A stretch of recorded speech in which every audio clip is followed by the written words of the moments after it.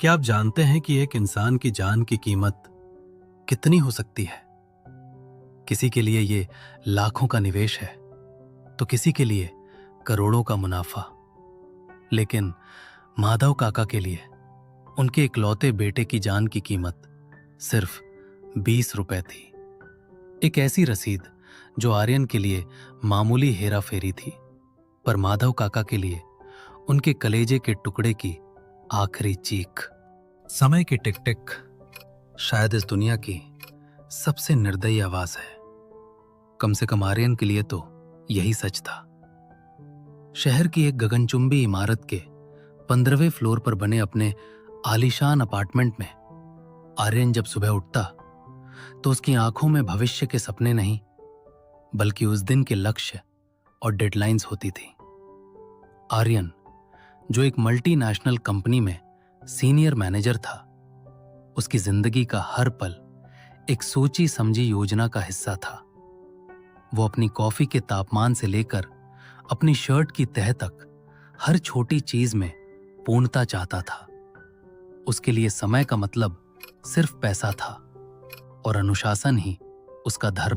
लेकिन उस घर में एक और शख्स था जिसका वजूद आर्यन की इस मशीनी दुनिया में किसी पुरानी याद की तरह धुंधला और बोझिल था।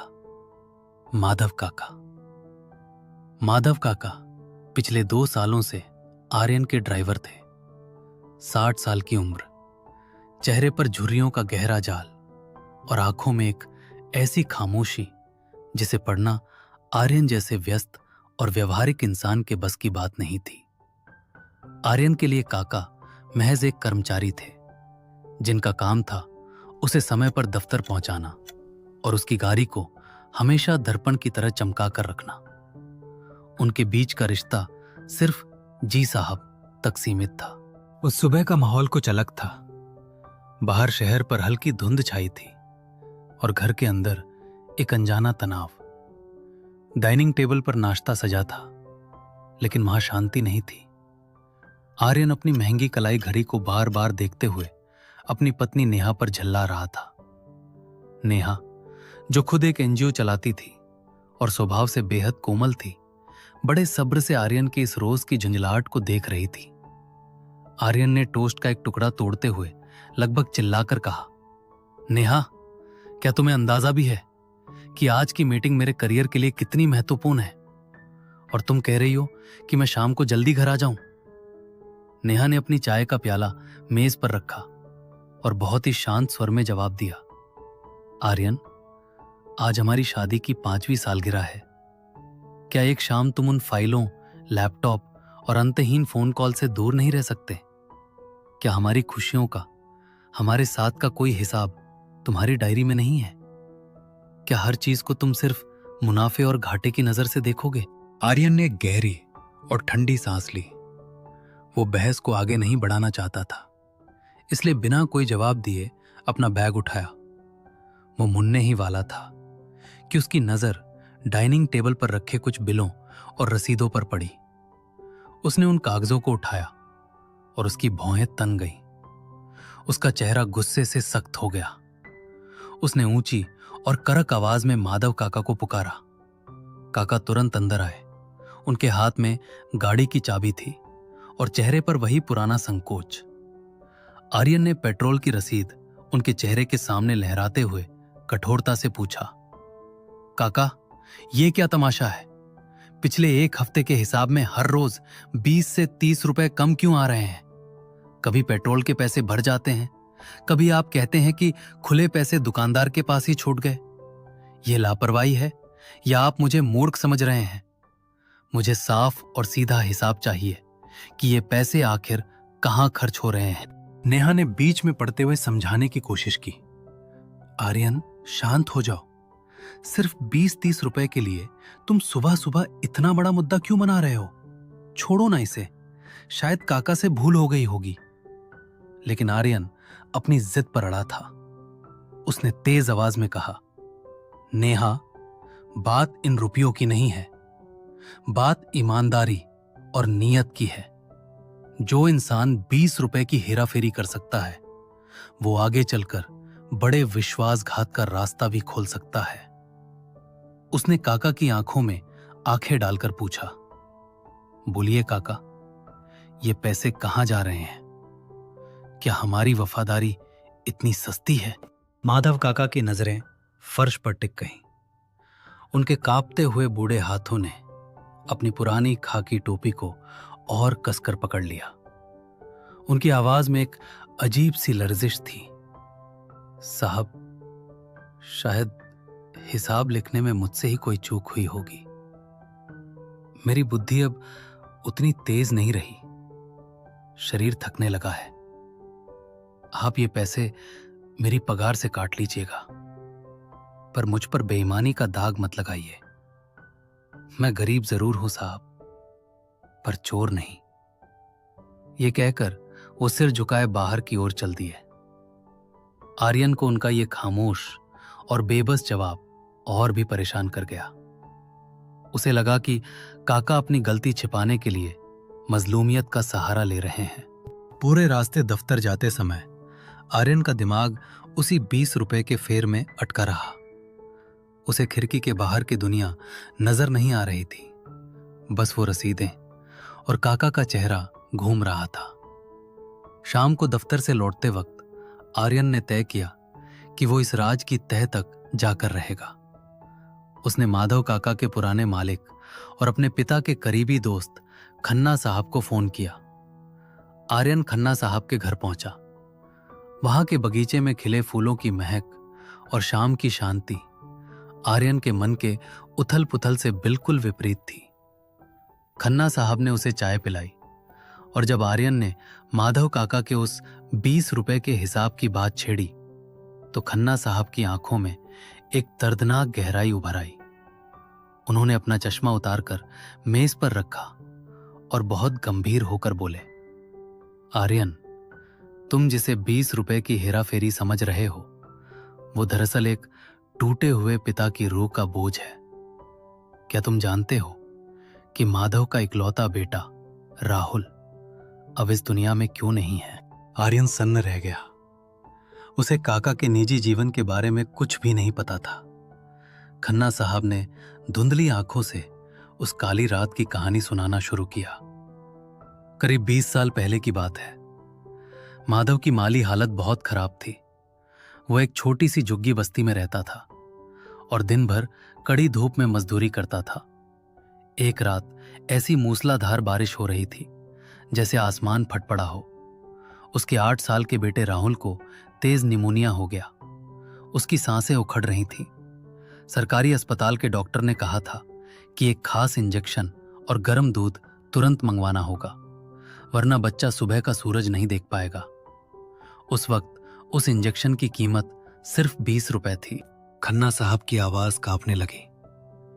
माधव के पास उस रात फूटी कौड़ी नहीं थी।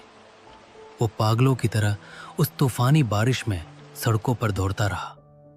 उसका पूरा शरीर भीगकर पत्थर जैसा ठंडा हो गया था, पर राहुल के शरीर की तपिश उसे जला रही थी।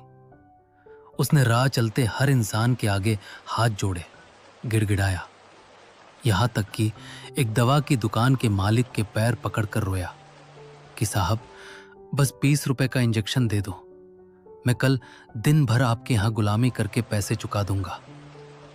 लेकिन उस रात शहर की इंसानियत पत्थर की हो चुकी थी। किसी ने उसे नशेड़ी समझा तो किसी ने आवारा चोर कहकर सीढ़ियों से नीचे ढकेल दिया।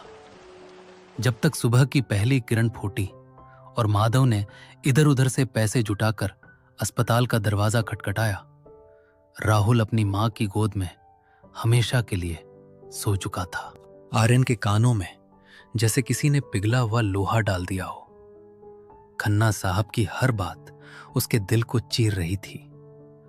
उन्होंने बात खत्म करते हुए कहा, माधव आज भी उस रात को भुला नहीं पाया है आर्यन। उसे लगता है कि अगर उस रात किसी ने उस पर सिर्फ 20 रुपए का भरोसा किया होता तो उसका बेटा आज उसकी लाठी बना होता। तब से माधव की जिंदगी का एक ही उद्देश्य बन गया है। वो उन 20 रुपयों को समाज को लौटाना चाहता है जो उसे उस रात नहीं मिले थे। वो हर उस बेबस बाप की परछाई में खुद को देखता है जो दवा के लिए दर दर भटक रहा हो। आर्यन का सीना जैसे किसी भारी पत्थर से दब गया हो। वो खन्ना साहब के घर से निकला, लेकिन आज वो अपने घर नहीं गया। उसने अपनी गाड़ी एक सुनसान सड़क पर खड़ी की और स्टीयरिंग पर सिर रखकर फूट फूट कर रोने लगा। उसे याद आया कि कैसे वो अक्सर काका को समय की पाबंदी और रुपयों के मामूली हिसाब के लिए अपमानित कर देता था। अगली सुबह आर्यन ने एक नाटक रचा। उसने काका को गाड़ी लेकर निकलने दिया और खुद एक पुराने ऑटो में बैठकर छिपकर उनका पीछा करने लगा। माधव काका ने गाड़ी बाजार की एक छोटी सी दुकान पर रोकी।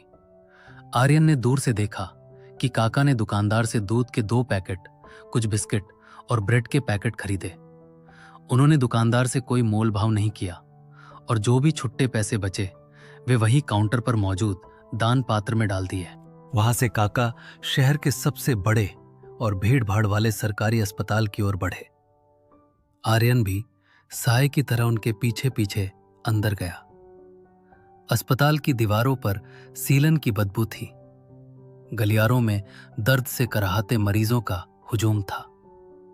माधव काका एक गंदे से जनरल वार्ड के बाहर फटे पुराने कपड़ों में बैठी एक असहाय महिला के पास जाकर रुक गए।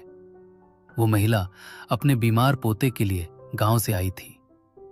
काका ने बड़े स्नेह से दूध का पैकेट उस महिला को दिया और खुद बिस्कुट का पैकेट खोलकर उस बच्चे के सूखे होठों से लगा दिया।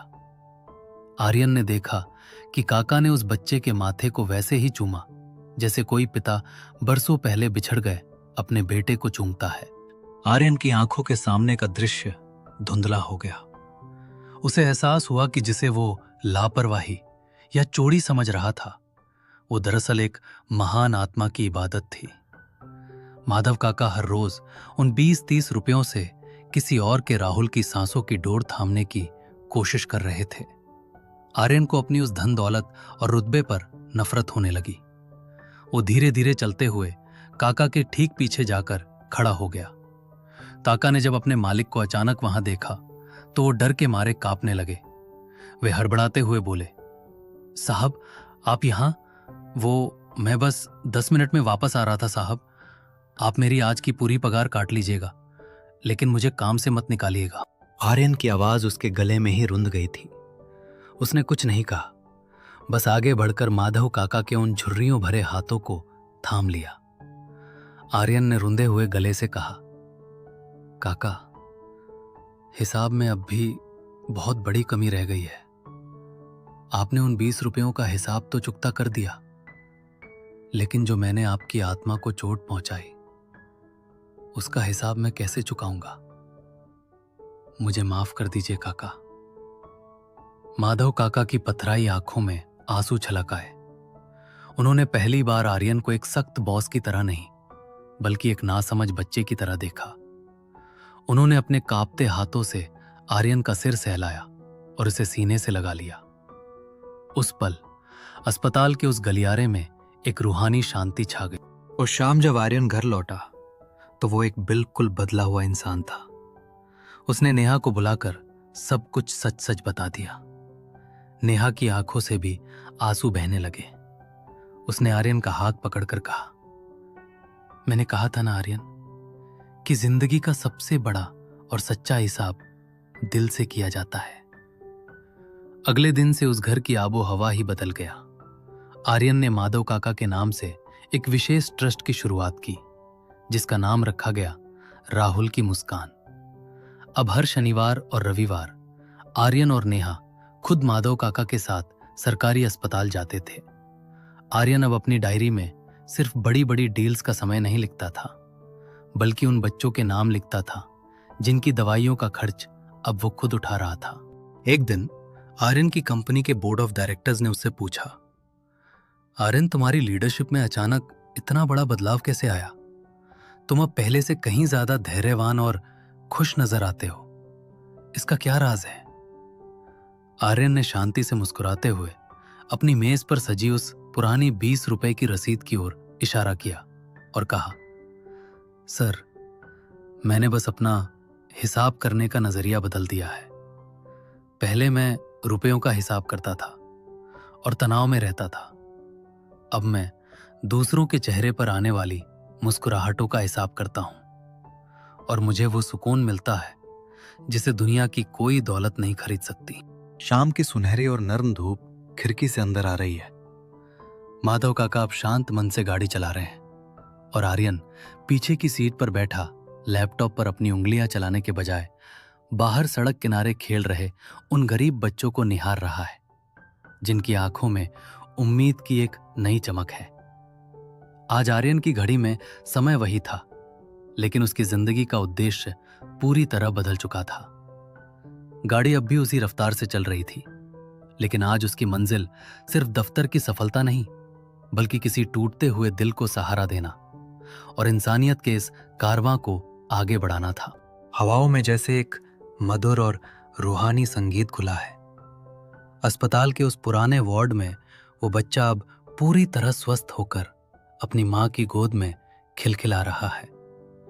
माधव काका की आंखों में अब वो पुराना और भारी बोझ नहीं, बल्कि एक दिव्य शांति और गर्व है, ये जानते हुए कि उनका बेटा राहुल अब अकेला नहीं है। उसका ख्याल रखने के लिए अब एक पूरा संसार खड़ा है। आर्यन अब गहराई से समझ चुका था कि सबसे महान और अमर हिसाब वो नहीं जो कागजों पर काली स्याही से लिखा जाए, बल्कि वो है जो किसी की दुआओं में और किसी के दिल की धड़कन में हमेशा के लिए दर्ज हो जाए। अक्सर हम अपनी कामयाबी को सिर्फ बैंक बैलेंस और तरक्की के पैमानों से नापते हैं, लेकिन क्या कभी हमने अपनी रूह के सुकून का हिसाब किया है? आर्यन की तरह हम भी शायद किसी न किसी 20 रुपए के पीछे भाग रहे हैं, जबकि असली दौलत तो उन दुआओं में छिपी है जो हमें किसी की निस्वार्थ मदद करने पर मिलती हैं। याद रखिए, जब इस जिंदगी की आखिरी एक्सेल शीट बनेगी तो वहां ये नहीं देखा जाएगा कि आपने कितना कमाया, बल्कि ये देखा जाएगा कि आपने कितने चेहरों पर मुस्कुराहट बिखेरी। क्योंकि सच तो यही है कि हिसाब से बड़ा हमेशा इंसान का दिल ही होता है।